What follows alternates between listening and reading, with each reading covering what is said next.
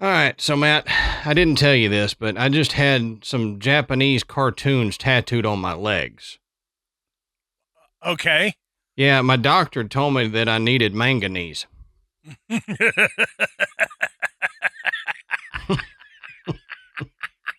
I don't know if it matters, but her name is Dr. Annie Mae, but I don't know if that...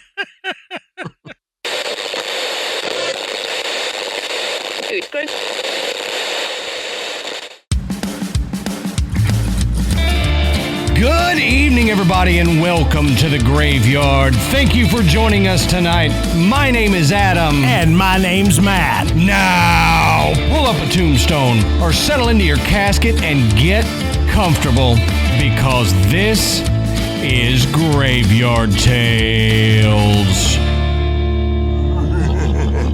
All right, everybody, here we are again. Matt, how you doing tonight, brother? I am doing all right. Good. How are you? I'm surviving, man. It has been a week. Let me tell you that. Yeah. I think things are tough all over, man. I think so. I had to get, I didn't tell you this, but I had to get a tire changed because I got a nail in it. And last time I went up there, it was Ashley's. This time it was mine. And it couldn't hit in my thick all-terrain tread part. It had to hit in between them and put a hole in it. And we pay for like the tire coverage. So they take care of it. So I always take it back to them to do it. But I have to say this to the city of Grand Prairie, get your crap together. It's like somebody threw handfuls of nails all over the place. And it's because there's so much construction. Oh, yeah. I mean, they're putting a Bass Pro Shop in about on 190 up here from the house. And so you drive past that and I'm just like, my butthole is gripping the seats, just knowing I'm going to run over something. Oh, yeah. Because anytime I see Always. construction anywhere, I'm worried about getting stuff in my tires. And it seems like the whole of Grand Prairie is covered in construction. So I would like to say now to the Grand Prairie City Council, get your crap together. You've got one angry Graveyard Tales guy here because I had to drive through this. And Yeah. I'm going to start riding. Amanda had a screw in one of hers. Oh, I had no. to fix that. So I hate that, man. Anyway, off truck troubles here. Go check out the Podbelly Network at podbelly.com. You can find a list of shows that we're happy to be associated with, and you can find some tips and tricks on podcasting if you're into that sort of thing. We also want to thank tonight's sponsor, Care Of, and we'll talk more about them coming up in the episode. While you're on the internet doing your thing, either sending the Grand Prairie City Council an angry email about the nails all over the roads of Grand Prairie or whatever, something constructive, go over to patreon.com/Graveyard Tales. You can sign up to become a patron. We have 3 different levels, and our $10 a month levels, not only do they get the bonus episodes every week, but they also get an audio and video ad-free version of the main show, and we started doing a bonus show just for our $10 tier, and it's not like any other thing that Matt and I have done. It's kind of a free spirit show. We talk a lot of crap on there. We do random things. We have guests. I think we're in the double digits now of episodes on that show. It's fun. We drop one every week. And so if you want to hear Matt and I in a different context, then you can go over there and sign up to become a $10 patron. But our $1 and $5, they get a bonus episode a week. And our $5 also gets the ad-free versions of the show as well. So there's something over there for however much you want to spend, but you can go get you some extra Graveyard Tales. And, it costs less than if you were to go get coffee a couple times a week. That would cost you more than a $10 tier over there on Patreon. yeah, and don't forget to check out our website too. It's graveyardpodcast.com. Right. We've got all kinds of Graveyard Tales merchandise. If you need that new tank top with the skull mic on it, or if you're looking for like a a mug to drink out of when you're hanging out by the pool. You can get a cool grave. You can sport your favorite podcast right there by the pool, and then you can get some graveyard tale stuff. Right. You can get a big Skull Mike logo and slap it on your tumbler for when you go to the gym, put it on your water bottle, or when you go hiking, get you some graveyard tale stickers or something over there. It's a cool logo. I mean, I wish we could take credit for it. We had it made for us, but they did an awesome job. Yep, they really did. So Matt, that's all we got for housekeeping. Why don't you tell us, what are we talking about tonight, brother? So tonight we're going to head to Scotland. And talk about this rare but very strange phenomena that occurs on top of the second highest peak in the UK. Mm-hmm. We're going to talk about the Fear Liath, or also Am Fear Liath Mor, but easier said, the Big Gray Man. Yeah, and that's the way I'm going to be saying it this whole episode. To cut in, Matt, I have heard, I had to go pronounce a lot of things, go to how to pronounce on a lot of things, because when you sent me this topic to do, I went, oh, crap. Because my tongue does not work well with words from this region of the world. Oh, no.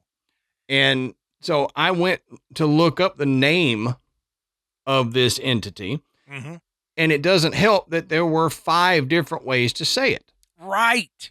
So the way you said it, the Am Fear Liath, the Am Fear Liath, like I heard it, so I don't know. If you're from Scotland, tell us how y'all actually say it. So what I did was I went and found a YouTube video that was done by a guy from Scotland. Oh, okay, that helps. So I figured this has got to be as close as I can get to how it should be pronounced. Yeah, but you could have run into what we run into in America a lot. It's a common pronunciation of something, and then you hear somebody pronounce it totally wrong. Right. And you're like, how has nobody corrected you? So you could have found that one guy. Just saying. Yeah, maybe. Yeah. But as we always say, go check our sources down at the bottom of the show notes. You can find where we found all this information. And as always, there's going to be more that Matt and I are unable to cover, either for time or pronunciation reasons on this. But, maybe we left out a whole thing because we couldn't pronounce a single word of it. Who knows? But go down there in the bottom of the show notes and check our sources out. And also because Matt and I are not able to get over to the second highest peak in the UK to research this for ourselves. Yeah. So we have to give the credit to those people. Yeah, right. Have to give the credit to those people who actually have done that. Now, as Matt said, the Am Fear Liath, the Am Fear Liath, whatever, the Big Gray Man, or the Gray Man. He's also known as the Gray Man of Ben Macdhu. And it's known to stalk the people who climb the mountain of Ben Macdhu, which is, like Matt said, the second highest peak in Scotland, because the high levels of fog up there, not many people have actually seen this entity, but we'll get into what they have experienced. Yeah. But there is a lot of fog on this peak. So he stalks you kind of in the fog while you're hiking this mountain. Now, stories about the Gray Man, they've been recorded as early as 1791, but the most famous account was given in 1925 by a highly respected scientist and mountaineer who was on Ben Macdhu in 1891. So some believe the Gray Man to be like the guardian of the mountain, but some kind of think of him as a guardian to a gate to other dimensions. So they believe there's a gate to another dimension on Ben Macdhu, and that he guards this gate to make sure you don't stumble upon it or use it. Yeah, which is a really cool idea. Yeah. Absolutely no evidence at all that such a gate exists, but I like the thought. And honestly, if there was going to be one stuck up on top of Ben McDo in that fog would be the ideal place. Yeah. Yep.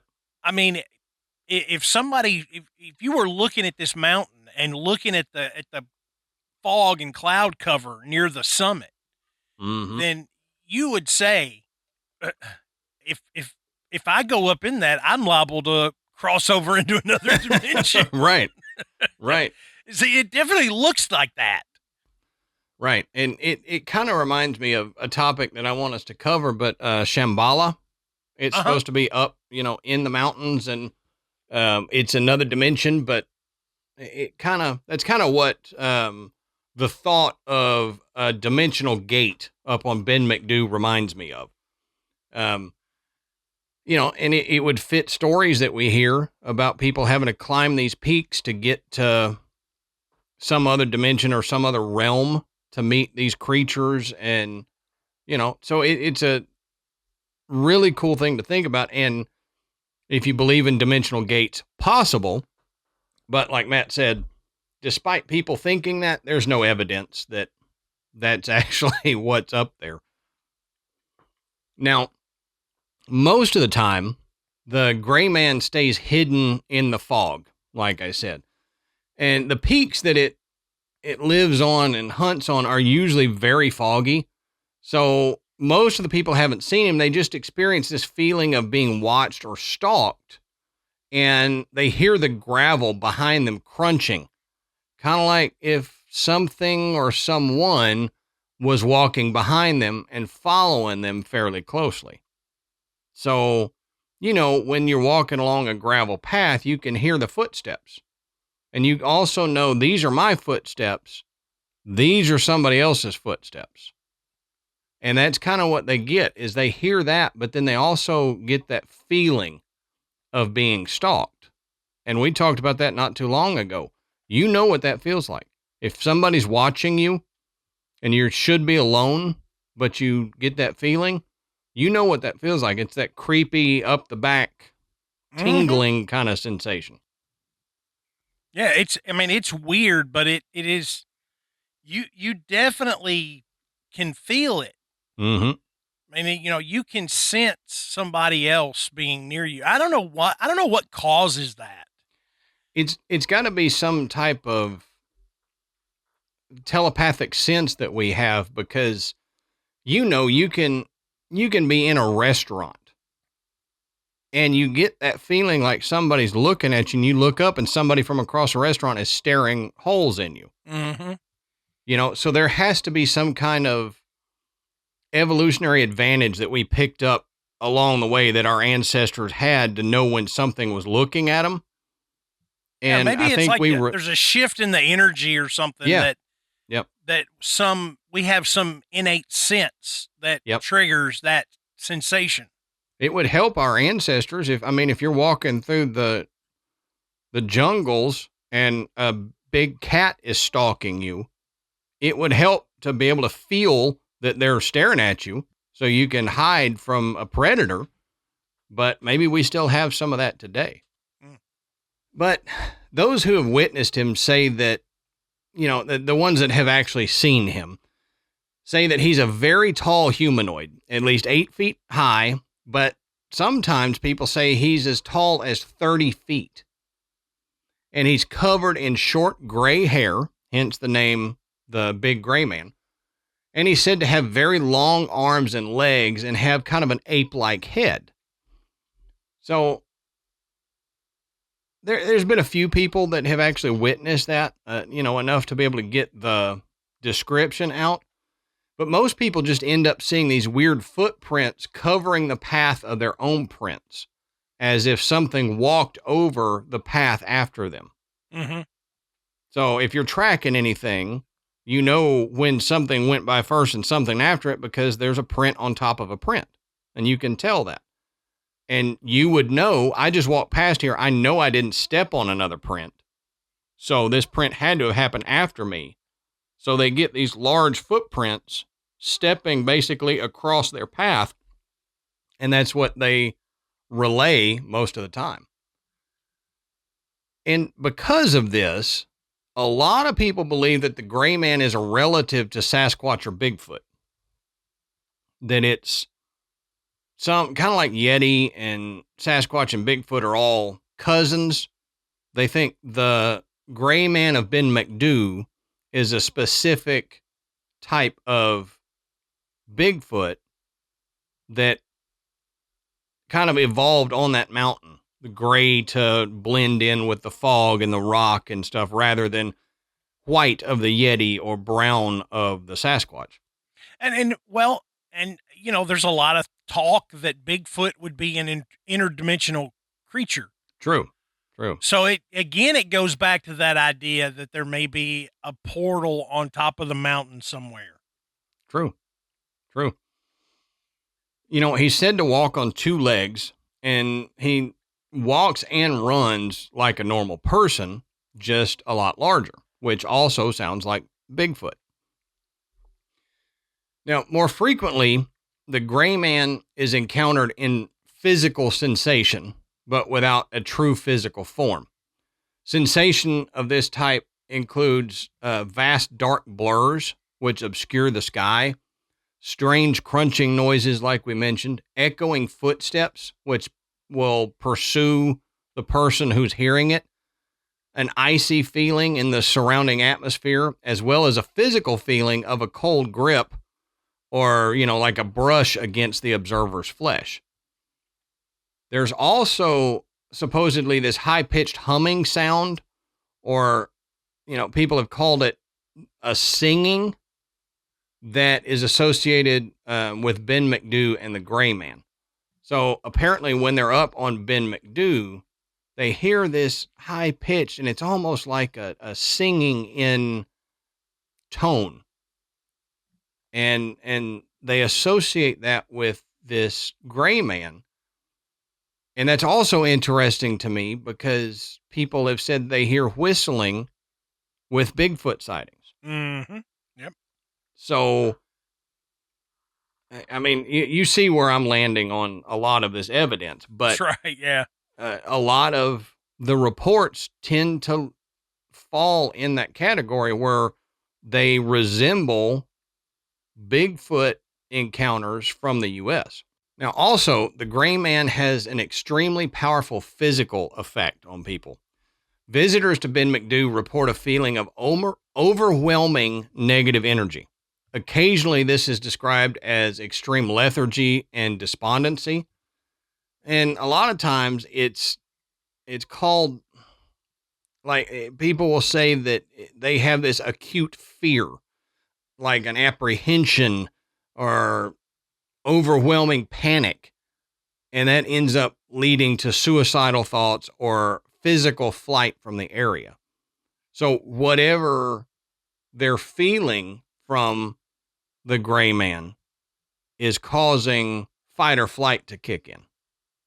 And they're getting this acute fear and like this feeling of panic and having to get off. And this is coming from people who are, you know, experienced mountaineers.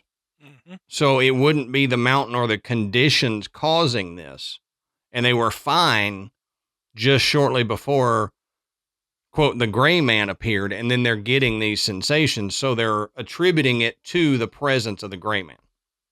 Right. Now, generally, this fear, they say, is accompanied by the physical sound of echoing footsteps chasing the person, and sometimes the sound of a resonant yet completely incomprehensible voice, which seems to be faintly Gaelic in nature. So they get this kind of sound of a Gaelic speech coming at them. I'm just getting this idea of this thing sounding like Groundskeeper Willie up there, right, you know? Right. I can't do it. I wish I could. No. Every time I try to do an impersonation of a Scottish accent, it sounds terrible. So I don't even try it. Mm-hmm. Well, you remember and I'm not going to say his full name, but the fat guy from the Austin Powers movies. Oh yeah. Yeah. That's what I pictured. Even though I'm a huge Simpsons fan, I just was picturing that with being the big gray man, him being as big as he is. I was, get in my belly kind of thing coming across the mountaintops, you know. You like, did he just Mike say Myers, what I thought he said? That Scottish accent he uses so often. Yeah. You know, Shrek, the Austin Powers. So I Married an Axe Murderer. Mm-hmm. Yeah, they're all there, and it is so funny to me. That's one of his favorite accents to do, apparently. Now, let's talk about the peak that the gray man is associated with, Ben McDo. Now, it means Hill of Macduff or Macduff's Mountain. So Ben McDo is the second highest mountain in Britain after Ben Nevis and the highest of the Cairngorm Mountains. Now, the summit is about 1,309 meters or 4,295 feet above sea level. So it's pretty tall. Yeah. Ben McDo sits on the southwestern edge of the Cairngorm Plateau, overlooking Larrigrew Pass to the west and Loch Echteken to the east, and it lies on the boundary between the historic counties of Aberdeenshire and Banffshire. So hopefully I got those right, but I saw those and I was cussing Matt because of having to pronounce these words. You know, when Amanda was asking me, what are y'all talking about tonight? So I was telling her about it, and I was telling her the name of the mountain, and she goes, wait, what? And I was like, it's Ben McDo is the name of the mountain. She's like, are you serious? And I couldn't figure out. I was like, is it that odd? You know? And she was just like, that doesn't sound like the name of a mountain. That sounds like the name of a person. Yeah. Said, yep. Well, yeah, in English, it sounds like the name of a person. I was like, but, you know, in Scotland, it means something else. Right. Right. The Ben part is like mountain. And then the McDo is how they say Macduff. She's like thinking this is like Mr. Magoo's son or something, you know? Yeah. Ben McDo. Yeah. I went to high school with a Ben McDo. He was actually the second highest person in high school. So it was really weird. Who was the first? I'm not saying. It hits a little too close to home, Matt.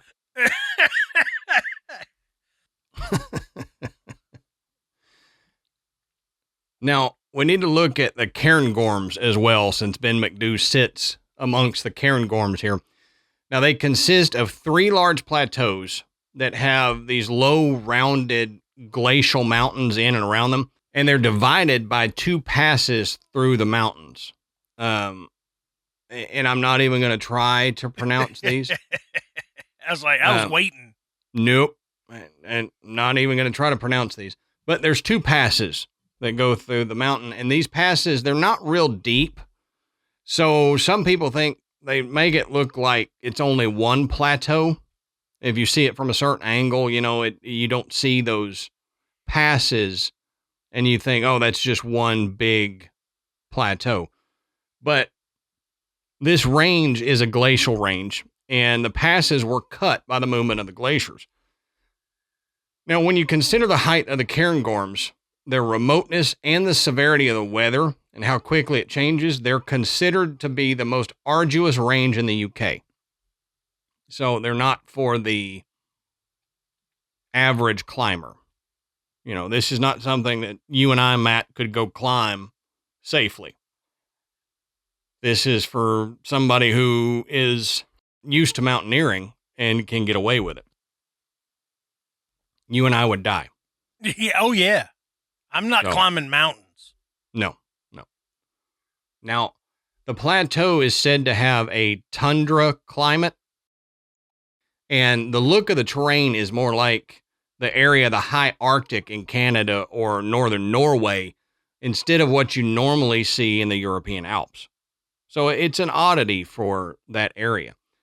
And the weather often deteriorates rapidly with altitude. So when there are moderate conditions, 490 feet below the plateau, the top can be stormy or misty, and you can even have like icy or powdery snow up there. So you can start out thinking you're fine and get up, 490 feet, 500 feet or so, and the conditions totally change on you. Mm-hmm.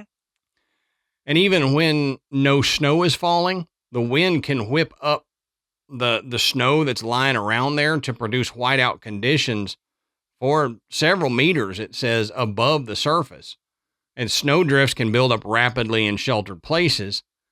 And I thought this was interesting, that the wind can be so strong on Ben McDo that it can pick up gravel and fling gravel through the air. So you actually walking can be impossible. Dang, that's like buckshot flying at you. Yeah. Yep. And it just reminds me, we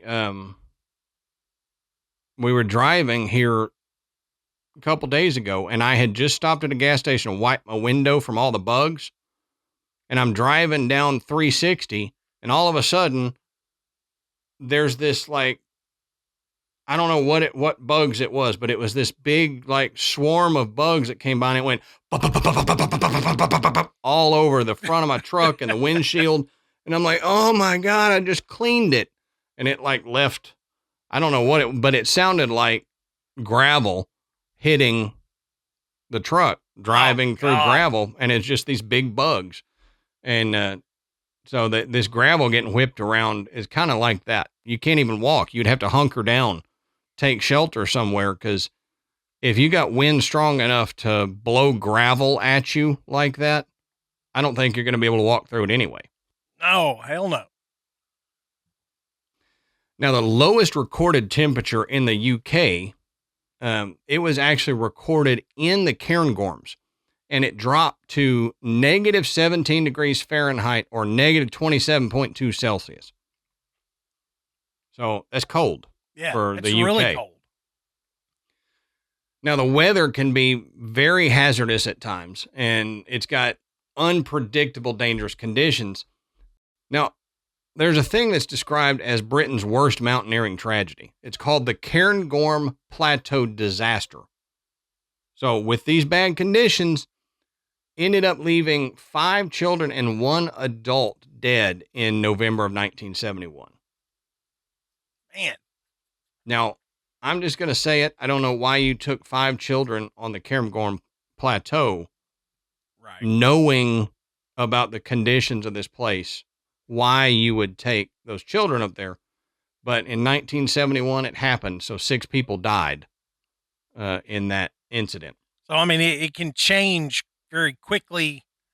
And I can only imagine that it probably seemed like a regular day without any significant problems. And then bam, next thing you know, you're caught up near, you're high up on a mountain and you're caught in a blinding snowstorm surrounded by fog. You can't really tell which way you're going. I can't imagine. Right. Now, the Cairngorm Plateau actually gets about 130 inches or 320 centimeters of snow annually, which is according to snowforecast.com. So that is a ton of snow annually. So it is not like I said, it's not a mountain. Ben McDo and the Cairngorm Plateau in general is not a mountain or mountain range that the average person should be hiking on. So the people that have witnessed the Gray Man are experienced mountaineers. Right. They know what conditions to expect. They know what would be up there, and they have dealt with stuff on peaks like this before. Yeah. So keep all that in mind as we discuss the gray man further. All right, Matt, so let's take a second and talk about tonight's sponsor, Care Of. Now, Care Of is a health and wellness company that ships high-quality, personalized vitamins and supplements and powders conveniently to your door every month. Now, simple acts lead to the biggest differences in your health. Routines really don't have to be complicated to be effective. And, this year, Care Of is making it easier than ever to stick to a consistent routine so you can actually see results. Care Of offers a curated set of products that are designed to work with research-backed ingredients and optimal doses. Yeah, and you know me, Adam. I'm big. I'm always sending you, hey, have you heard about taking this or that? And you never really know, but with Care Of's quiz, you can go in there and it asks specific questions about what your personal goals are. Why would you look to take a supplement? Right. And it takes all that information and it boils it down to their recommendations, which really takes the guesswork out of what you should be taking. Is this going to help me achieve the goals that I have for myself? So that makes it incredibly easy, and not having to stand there and look at that enormous aisle of vitamins and stuff and wonder, should I take this? Should I not? What is that guy buying? Look, go to Care Of, take the quiz, and find out what's going to help you. So for 50% off of your first Care Of subscription order, just go to takecareof.com and enter our promo code GRAVE50. That's GRAVE 50. That's right. For 50% off your first Care Of subscription order, go to takecareof.com and enter our code GRAVE50, GRAVE 50.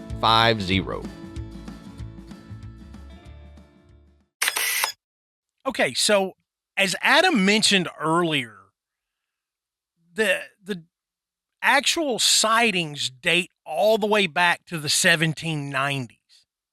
Okay, so poet James Hogg wrote a poem about confronting a shadowy figure in the cairngorms while he was tending sheep. And the poem says, quote, "A giant blackamoor, at least 30 feet high and equally proportioned and very near me. I was actually struck powerless with astonishment and terror." And so a lot of people say this is what he is talking about. He is talking about the big gray man. Yeah. Now, it was all the way to 1925 when J. Norman Collie gave the first recorded account of a gray man encounter while he was talking at the Cairngorm Club in Aberdeen. Now, Collie was a noted hiker, professor. He was a member of the Royal Geographical Society. And he recounts this terrifying experience he had as he hiked alone near the summit of Ben Macdhu years earlier in 1891. So he didn't even share this story for over 30 years. He held on to it. Well, I mean, would you? That's exactly. I mean, we're going to talk a bit more about Collie and his pedigree, and then you kind of understand why he didn't say anything. Yeah. But this is what he said. "I was returning from the cairn on the summit in a mist when I began to think I heard something else than merely the noise of my own footsteps. Every few steps I took, I heard a crunch, and then another crunch, as if someone was walking after me, but taking steps 3 or 4 times the length of my own. I said to myself, this is all nonsense. I listened and heard it again, but I could see nothing in the mist. As I walked on and the eerie crunch sounded behind me, I was seized with terror, and it took me to my heels, staggering blindly among the boulders for 4 or 5 miles, nearly down to Rothamurcus Forest. Whatever you make of it, I don't know. But there is something very queer about the top of Ben McDoo, and I will not go back there again. Now, Colley's account was reported in the local press, which started a debate between skeptics and believers within the mountaineering community. Yeah. But then other climbers started to come forward with their own experiences, which prior to this, they had been afraid to share. Sure, yeah. Now, one climber, Hugh D. Welsh, said that he hiked the summit with his brother in 1904, where throughout the day and night, they heard slurring footsteps as if someone was walking through the water-saturated gravel. Both felt, quote, frequently conscious of something near us, an eerie sense of apprehension. So there's that feeling again. But the feeling, I guess if you're up there on the mountain and you're surrounded by this fog and the harsh conditions that are near the summit, you can begin to kind of fool yourself into believing that something's happening that's not. I mean, the visibility's poor, lighting is going to be different. You can spook yourself for sure. But both Colley and Welsh say that they heard footsteps. And they're up there by themselves. Well, I mean, Welsh had his brother with him, but they were both hearing this. So they knew it wasn't the other one. Now, J. Norman Colley, who we were talking about, he is renowned for his work with mountain guide John Mackenzie. And they explored and mapped Skye's Black Cullen Mountains. And there is a statue that commemorates their contribution to mountaineering in Glen Sligacon. Sligacon. I don't know how you say it. That's what I heard too when you said it. I did not plan that. When I said it, I heard it. Now, Alistair Borthwick's superb 1939 book about climbing in Scotland, called Always a Little Further, relates the accounts of two climbers that he knew had experienced what by then was known as the Am Fear Liath Mor, or the Big Gray Man. Mm-hmm. Because of its appearance when it was briefly glimpsed by a few of those who encountered it. Now remember, this is a rare occurrence. Okay. Yeah. And I looked up, only about 15,000 people have summited Ben McDoo, just a little over 15,000. Yeah. So we're just talking about a very small percentage of people who have had an experience at all, much less actually witnessed something. Right. So Borthwick writes this book in 1939, and he describes two different accounts that were relayed to him about their experience. The first one was alone, heading over McDooey for Core on a night when the snow had a hard, crisp crust through which his boots broke at every step. He reached the summit, and it was while he was descending the slopes, which fall forward toward the Larrig, that he heard footsteps behind him, not in rhythm with his own, but occurring only once for every 3 steps he took. Okay, so that was similar to what Colley's experience was. Mm-hmm. And so go ahead. That shows that it's not an echo. Right. Like some people would say, oh, well, you're hearing the echo of your footsteps. Not if it's like you were saying, the other guy said it sounded like 3 times bigger than mine. And this guy said 1 for every 2 to 3 steps he took. So if it was an echo, it'd be crunch, crunch, crunch, crunch. It wouldn't be crunch, crunch, crunch, crunch, crunch, crunch, crunch, crunch. Yeah. So imagine hearing footsteps that are out of sequence with your own. Mm-hmm. And when they're not coming as quickly as yours, you can begin to estimate how much taller this thing is than you, how much bigger of a stride it's got. Right. So that's where the idea, especially with Collie, was like, this, whatever's behind me is a lot bigger than me. Right. Now, this next one says, I felt a queer, crinkly feeling in the back of my neck, but I said to myself, this is silly. There must be a reason for it. So I stopped, and the footsteps stopped, and I sat down and tried to reason it out. I could see nothing. There was a moon about somewhere, but the mist was fairly thick. The only thing I could make of it was that when my boots broke through the snow crust, they made some sort of echo. But then every step should have echoed and not just this regular 1 in 3. Exactly. I was scared stiff. I got up. I walked on, trying hard not to look behind me. I got down all right, but the footsteps stopped about 1,000 feet above the Larry. I did not run. But if anything had much as said boo behind me, I'd have been down to quarter like a streak of lightning. I agree. I probably would have too. The second man's experience was very similar. He was on McDo and alone. He heard footsteps. He was climbing in daylight in summer, but the mist was so dense that he was working by compass, and visibility was almost as poor as if it had been night. The footsteps he heard were made by something or someone trudging up the fine screes which decorate the upper part of the mountain. A thing not extraordinary in itself, but the steps were only a few yards behind him. But exceedingly odd when the mist suddenly cleared and he could see no living thing on the mountain. And at that point, it didn't have any mist cover of any kind. Right. So he's hearing it. He's obviously experiencing that feeling that something is very close to him. And then when the mist finally clears, there's nothing there.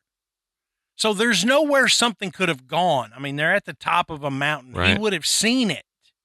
Yeah. It's not like it ducked into a cloud bank or something. Right. So Borthwick says he asked him, did the steps follow yours exactly? And he said no.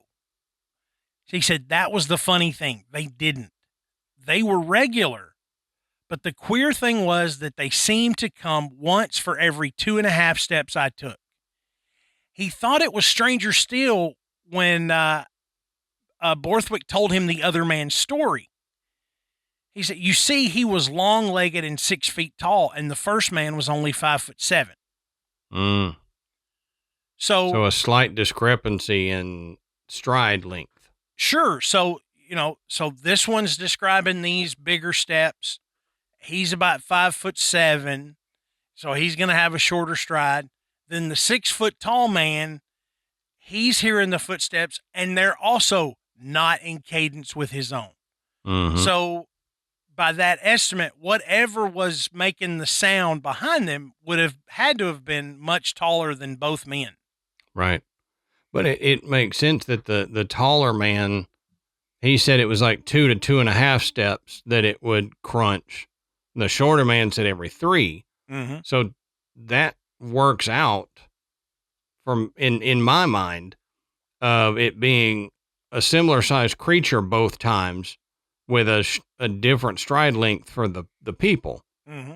That's why it made that sound, at different points in their stride. Right. Exactly.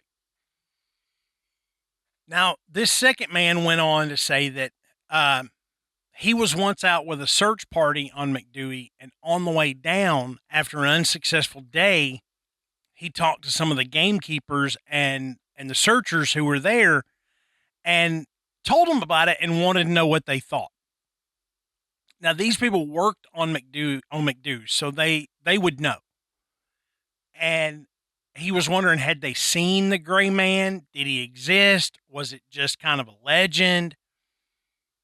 And he said they looked at him for a few seconds, and then one of them said, "We don't talk about that." And so these are people that worked on the mountain. Yep. And when he brings it up, they're like, yeah, no, we're not going to discuss that. Dude, that's so much like other indigenous stories that we've heard. The people that live there, they don't want to talk about it. Exactly, they don't want to bring that bad mojo or whatever to them, because they think if they talk about it, he's going to show up. Exactly. So we don't discuss this. Mm-hmm. You know, and it's more than just, oh, we don't want you to make fun of us, or we don't want you to think we're crazy. I mean, these are the people that are there. Right. So if they don't want to discuss it, there's a reason. Mm-hmm. Now, in 1945, a man named Pete Densham was participating in rescue work in the Cairngorm Mountains during World War II. One day, he reported hearing strange noises, with mist closing in on his location and increasing pressure around his neck. Now, he fled before seeing anything real. A friend of his, climber Richard Freer, wrote about his sense of, quote, a presence utterly abstract but intensely real up on the mountain, and that he had heard an intensely high singing note a few years later in 1948. Now, while on mountain rescue duty, Densham and Freer found themselves on the summit. Freer started talking to someone, and Densham assumed that this someone was hidden by the mist and everything at the summit. Now, Densham joined in the conversation, and after a while, the two realized that they were the only ones there. Now, what's really weird is that neither one of them could recall the content of the conversation, only that it had happened. That's weird. But Densham had no further experiences, but he believed he'd had psychic interactions with something on the mountain. Mm-hmm. And that's where the idea that it may be some type of spirit guardian of the mountain, that it's not a corporeal being, right? That it's more of an entity that just inhabits the summit and the area just below. Mm-hmm. The mist and everything just adds to the idea that this is a spiritual being. Right. But Freer also presented the encounter of another mutual friend who wished to remain anonymous. But while this guy was camping on Ben McDoo, he reported waking up feeling an inescapable feeling of dread and looked out of his tent to see a large figure with dark hair standing in front of the moon in silhouette. Nah, no thanks. Uh-huh. In 1958, naturalist and mountaineer Alexander Tunion. I'm guessing I'm pronouncing that right. That's a weird name. I'll go with it. But Tunion published an article in the Scots magazine about an encounter with the gray man in 1943. Notice how long these people go before they actually come out and say they've had an experience. Yeah, decades. Yeah, I mean this guy is a naturalist and a mountaineer. He's a published author. We've got experienced mountain climbers. We've got people that are well known in the mountain climbing community. Pioneers in this field, essentially. So they've got a reputation. Right. If they start spouting off stories of some kind of weird creature that's living on top of this mountain, people are going to begin to question other things they have done. And they can't risk that. Yeah. They can't have the validity of their scientific findings or whatever questioned because they had a gray man experience. Yeah. But this is what Tunion wrote. I spent a 10-day leave climbing alone in the Cairngorms. One afternoon, just as I reached the summit cairn of Ben McDoo, mist swirled across the Lairg Grew and enveloped the mountain. The atmosphere became dark and oppressive. A fierce, bitter wind whisked among the boulders, and an odd sound echoed through the mist.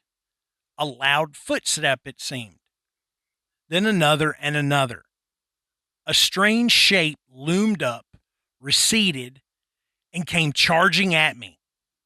Without hesitation, I whipped out the revolver and fired 3 times at the figure. When it still came on, I turned and hared down the path, reaching Glenderry in a time that I have never bettered. Said, you may ask, was it really the Fear Liath Mor? Frankly, I think it was. Yeah. Now, it's interesting to point out that there's no photographs of the big gray man. Photographer John A. Rennie supposedly found a series of footprints in Spey Valley that measured 19 inches long and 14 inches wide.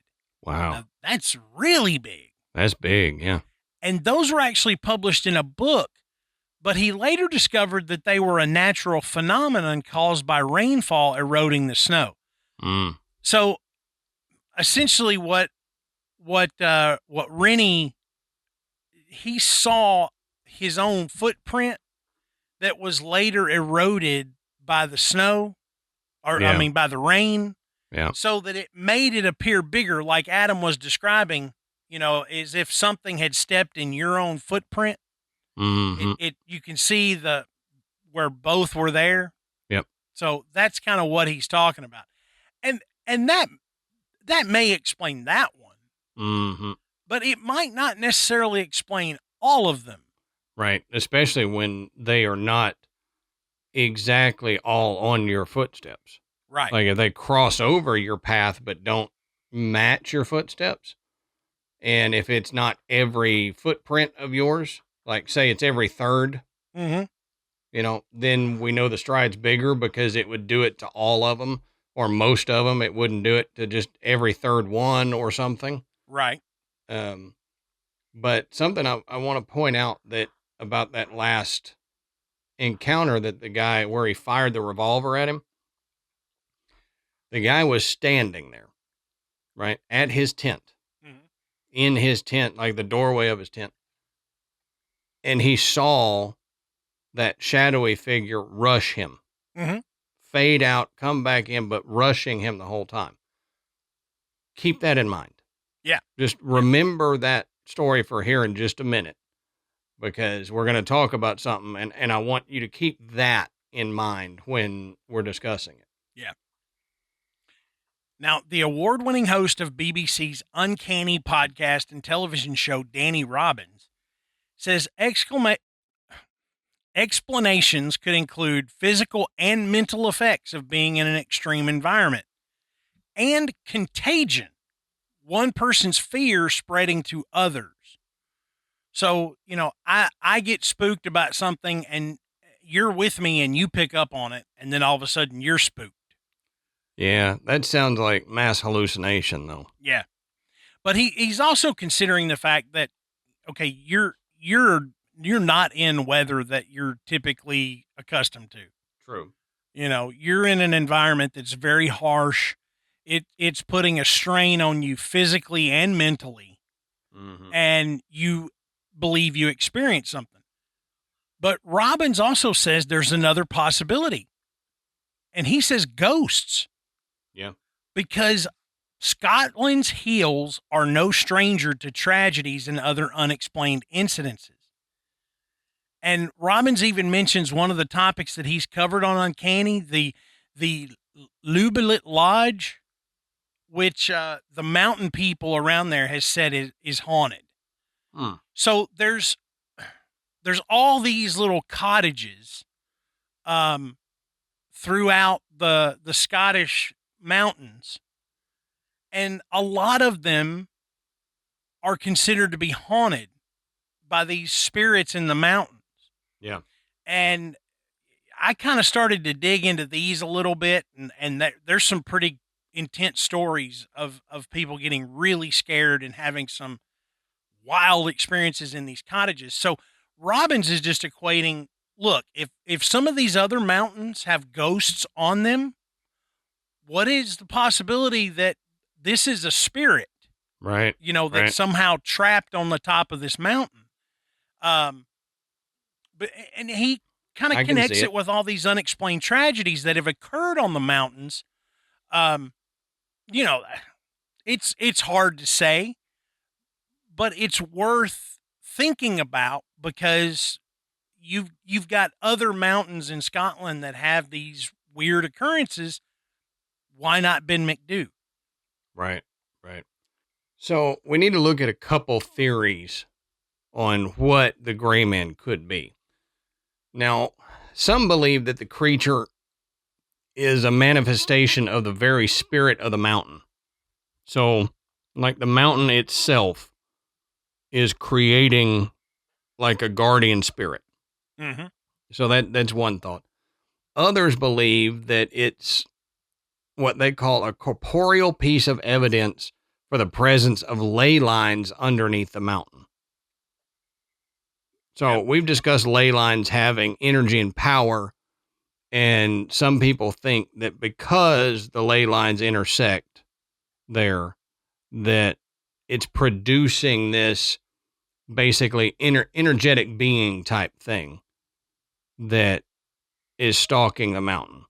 Now, if that were the case, it's the energy strong enough that something could survive up there like that off of that energy. And if that's the case, that's really the first time we've heard that. We know ley lines have power, but we haven't heard of there being a creature of this nature associated with ley lines. Right. So I'm not saying it's impossible. I'm just saying it's the first time we've heard it, and it would be maybe even more interesting if that's what it was. Right. Now, the other thing that a lot of skeptics believe is that it is a Brocken specter. Now, which sounds terrifying. Right. But it's also not a Brock inspector, like someone who inspects Brocks. It'd be a candy inspector. Yeah, it's a Brocken specter. That's what I do when I see one of those hearts full of those Brock's candies. I always take my finger and I go. Yeah, you got to inspect them. This one's toothpaste. Yeah, right. All right, this one's caramel. It's okay. Yep. And I usually inspect the Brock's hard candies myself, but it takes me about 10 minutes to 15 minutes each to inspect one fully. Yeah, right. Now, but that's not what we're talking about. No. You ask, what is a Brock inspector? Well, a Brock inspector is a meteorological phenomena which only occurs when there's an inversion or gaps in the clouds that allows you, the viewer, to see your own shadow cast upon the clouds. So how does that work? Well, if you were mountain climbing at a time of day when the sun was low and kind of behind you, and if you climbed high enough that you were able to look down on the mist below you, you could witness a shadowy figure of the Brock inspector. It's your own shadow that you see cast on the surface of the mist below, and it would have this like halo ring of light around it, kind of looks like a rainbow. And, the conditions have to be just right. The sun has to be behind you because you're seeing your shadow projected in front of you through the mist. Apparently, it sometimes appears to be huge, and it's taken from the name Brocken, a peak in the Harz Mountains in Germany. And this region has frequent fogs like Ben McDo does. And there's a few guys who, a theologian and a natural scientist that observed this the first time, and they described it, and they observed it in 1780 is when they described it. Yeah. So basically what you're seeing is your own shadow is what people are saying. It's odd that this phenomena was documented in 1780, 10 years before James Hogg experience. Right. Which honestly, this this seems legit. But here's the thing. Brock inspectors they're silent. Okay? It's a shadow. It doesn't make any noise. Right. So that doesn't explain the sounds that Collie and all these others have heard. And that is one of the most common things that they describe is hearing the footsteps. Yeah. Yep. So does that mean that all these people experienced a Brock inspector that saw something and the footsteps were just a hallucination? Right. Right. And your shadow is going to follow your movements. Right. So you would figure out pretty quickly, oh, I wave at it, it waves back instantly. You know, I stand on my left leg, it stands on its right leg. Yeah. You know, you're going to be able to work out pretty quickly that that's you and that's your shadow. It's not like that's the first time these people have ever seen their own shadow. Yeah. Despite it being huge and up in the clouds, it's still your shadow. You're going to be able to work that out pretty easily and pretty quickly. It's not going, and look, you have to be at a certain altitude with certain conditions. Yeah. You're not going to be able to stand in the doorway of your tent and your Brock inspector bum rush you That's right. across the mountain. That's why I wanted you to keep that in mind, is this supposed Brock inspector is moving outside of the way that a shadow would. Yeah. It's moving like a shadow in a horror movie. Yeah. It's moving of its own accord. So could this be some of them? Yes. Yeah. Some people could have caught their Brock inspector out of the corner of their eye and thought they saw something. Yeah. But like Matt said, they don't make noises. Yeah. Shadows don't make noises. It's not going to bum rush you out of nowhere. Right.